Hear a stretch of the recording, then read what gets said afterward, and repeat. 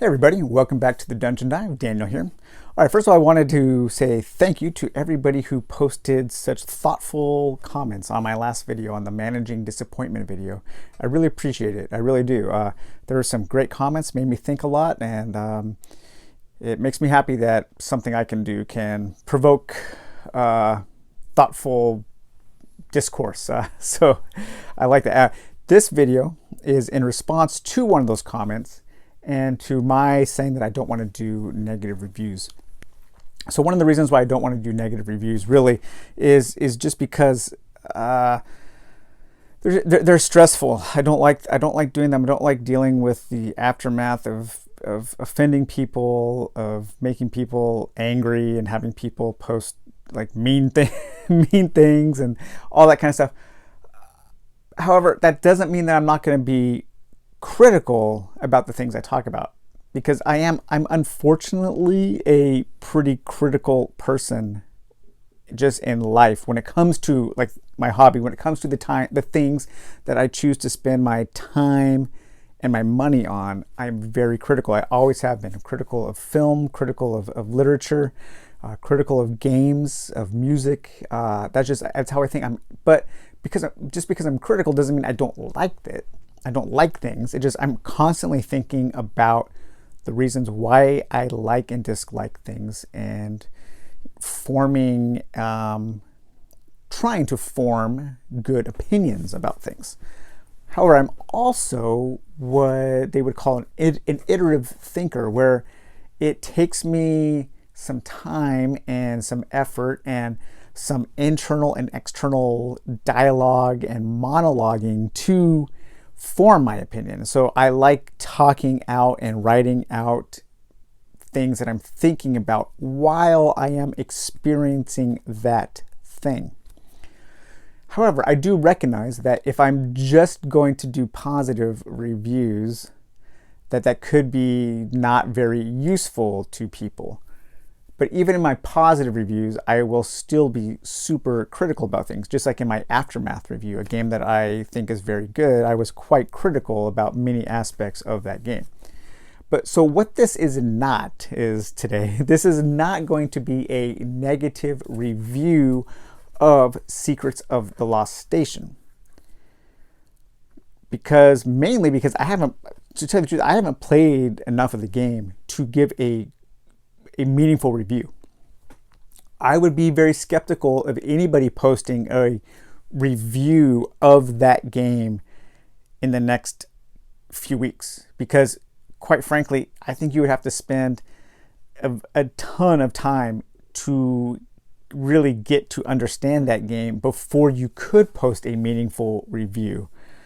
Like I know, like the Dice Tower, they posted a review of Medora like the week or so it came out, and how do you do that? I am just now, almost a year later, ready to do my review for Medora, which unfortunately is going to be very similar to my feelings on Secrets of the Lost Station.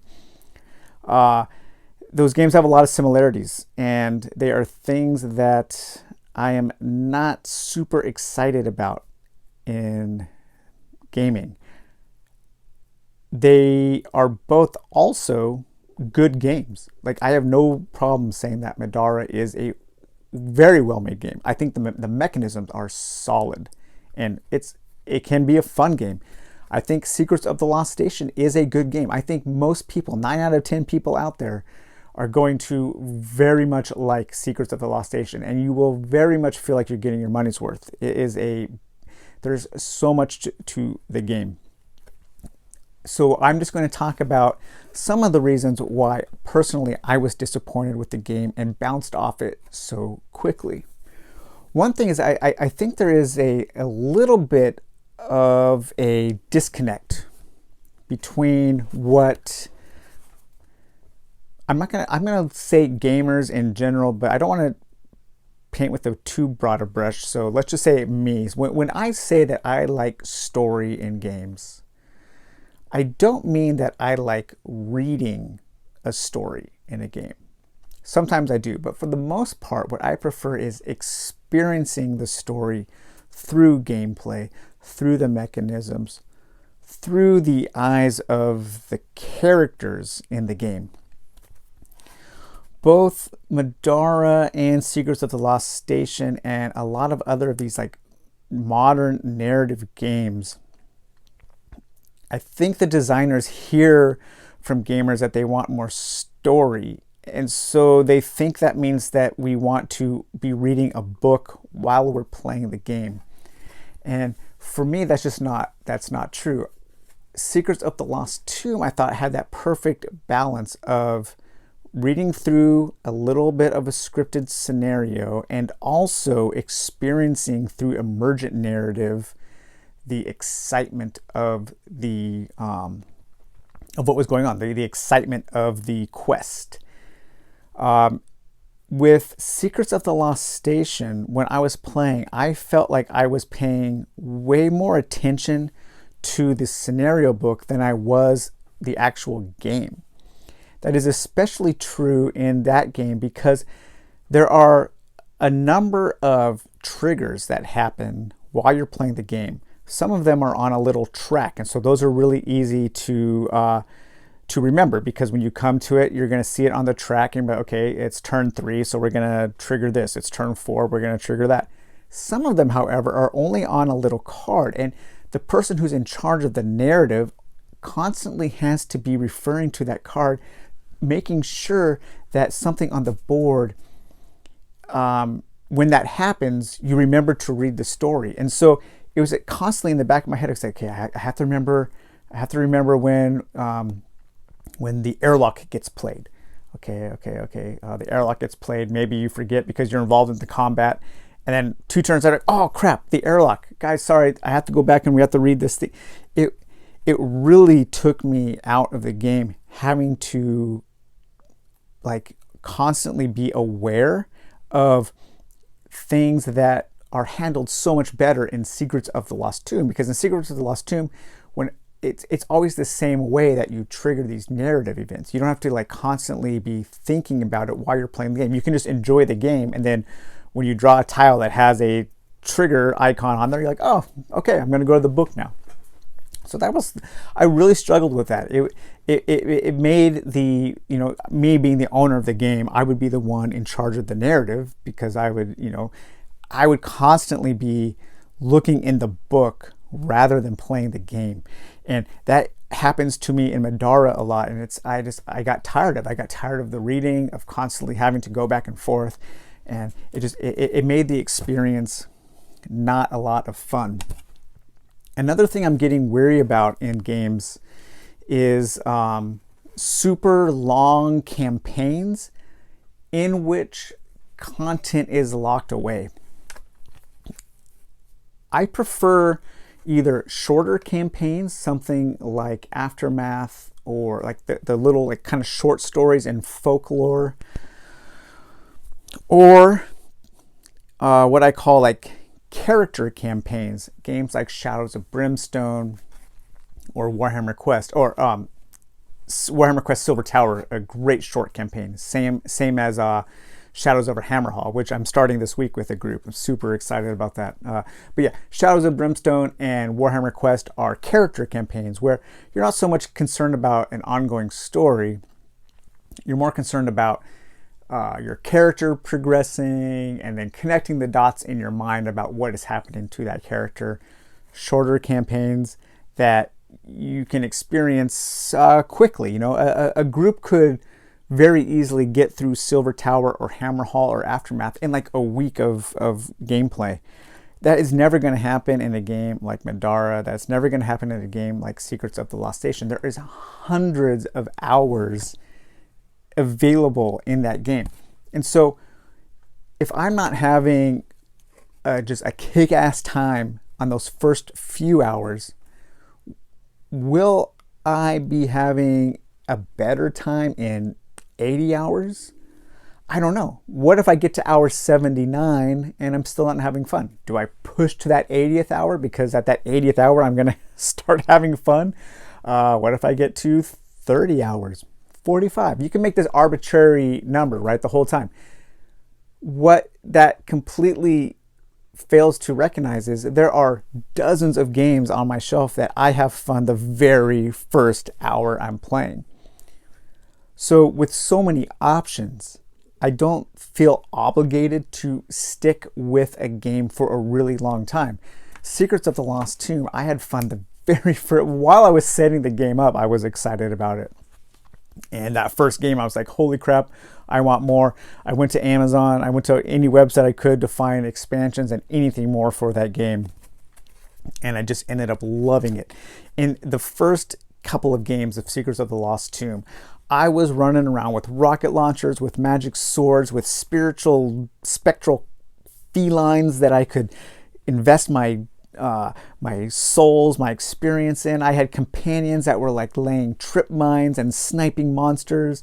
I had body armor. I had leather jackets, fedoras, whips, pistols, magical stabs, like crazy artifacts. It was a flood of pulpy, awesome adventure. It was like standing under a waterfall, just being like just pummeled with greatness at every single turn. There was so many things that could happen in that game on your very first turn. So much. In the first few games of Secrets of the Lost Station, the best items I found were 1 sword and 1 health pack. I mean, it was like crushing. I was like, where's all the cool stuff? The items that you start with are like, you only start with 12 items in your loot deck, or 12, maybe 16, and most of them are doubles. So there's like, and the creator or the publisher, Chris, he kept saying, oh, there's more. It's coming. You just got to stick with it. You just got to stick with it. You'll unlock stuff. I'm like, but I didn't have to unlock any of the fun in Secrets of the Lost Tomb. The fun was all there at the beginning of the game, and so I think I like that. I want that experience to hit quick.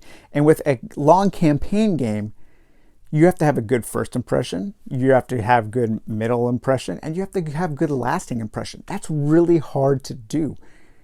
Incredibly difficult. I don't envy any designer having to make these super long campaign games that so many gamers say they want these days.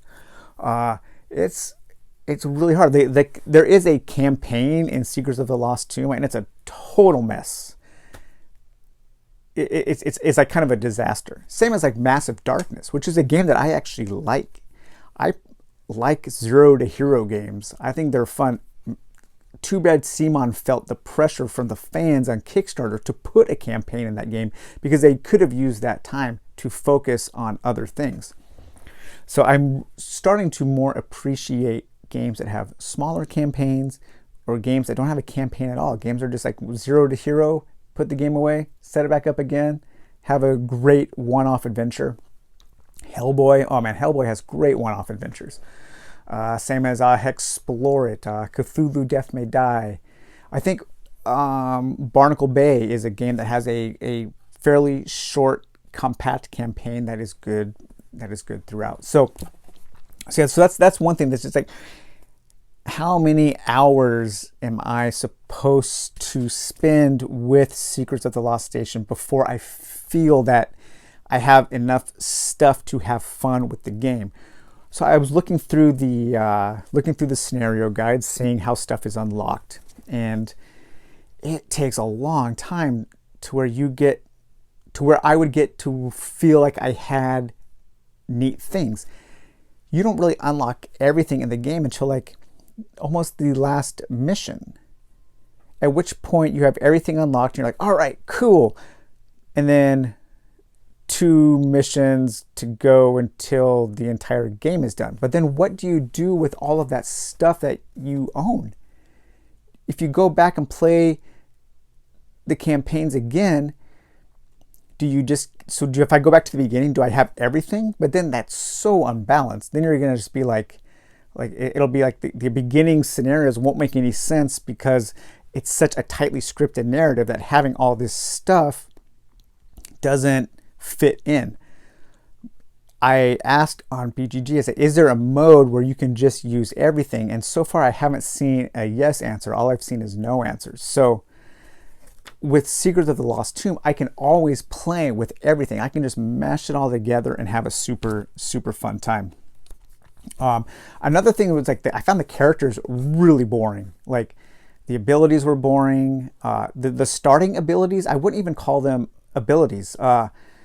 Each character starts with a initial level 1 ability that gives them a +1 to one of their stats if you have enough courage, which is courage is another stat. So one of my characters, if I got to 5 courage, I would get a +1 to my strength. But I never even got to use that +1 strength. That's not a fun ability. Just make his base strength +1. Just make his base strength 5 instead of 4, and give me something that's cool to do when I am courageous. I found that really boring. And I also don't like the combat. So the combat in Secrets in Lost Tomb, you have to use your strength stat or your dexterity stat, depending on the weapon that you're using. Whereas Lost Station, each character has a combat value. And so my characters were fighting in this game without even having any weapons. What were they using? Why did both of my characters have a combat value of 3? What does that mean? And so was I attacking with a sword or a gun? I don't know. I have no idea what they were armed with during those first few scenarios because I never had any weapons. I just had a combat value. And if I was like saying I was going to go punch this thing, why couldn't I add my strength to my combat? What good is having a strong character if that is not going to impact the gameplay at all? And again, all of those things might end up being in the game, but how long do I have to wait to experience those things? I found the loot to be dull and boring at the beginning. The companions were super limited, and the change to the courage stat. So in Secrets of the Lost Tomb, courage is a track that you're constantly moving up and down depending on how scared and how courageous your character is.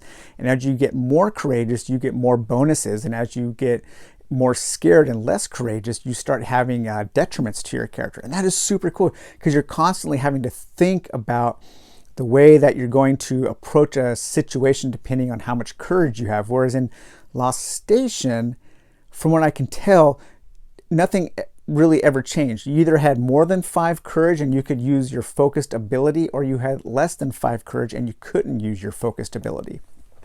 So that was a pretty huge bummer.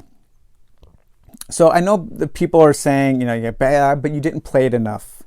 I think I've addressed that, because how long do you have to play a game before you can make a decision whether or not you want to play more?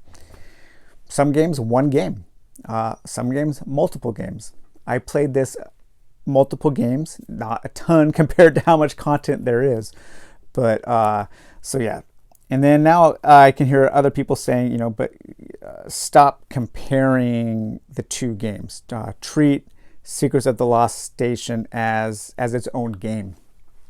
And that's impossible for me to do without some kind of sci-fi eternal sunshine of the spotless mind technology where I could wipe my brain of my favorite game of all time. Especially when Secrets of the Lost Station is very clearly on the box, on the Kickstarter campaign, presented as a sequel, as a follow-up, it's a very much a sequel to Secrets of the Lost Tomb. It even has the same name, right? And so, as a sequel, there are things that I like about Lost Tomb. In its sequel, I'm going to expect at least some of those things to be present. It doesn't have to be a carbon copy. I didn't need just some different art, a different theme, a different setting. There could have been a whole bunch of things different, but I would expect some of those things that I love in that game to transfer to this. And I wasn't finding those those at all in the amount of time I spent with Lost Station. So I think that's about it. I hope I gave a good overview of some of the things that I was missing from the game and presented this in a way that I don't, again, this is not a negative review. It's very much a personal thing that I just was not finding the fun in Secrets of Lost Station. But I bet a lot of people will find the fun in it. I am willing to bet that you will hardly see any negative reviews of this game. I know myself and Dainishi, we both are quite disappointed with it, but we're also still super excited for Secrets of the Lost Tomb. We both still love that game. We both love Secret Unknown Stuff, Escape from Dulce, for very much the same reason. That's just like this game where like it's chaotic. It's controlled chaos the entire time. I'm just kind of looking at my notes here, seeing if I missed anything that I wanted to talk about. Let's see. We got, so not a negative review. 2, growing weary of long campaign games. I prefer shorter campaigns or character arc campaigns. 0 to hero games I like. My first experiences with each, how those compare, Lost Tomb, Lost Station. Yeah, I think I think that's it. I just want to make sure that I'm not forgetting anything. I hope you guys find this useful.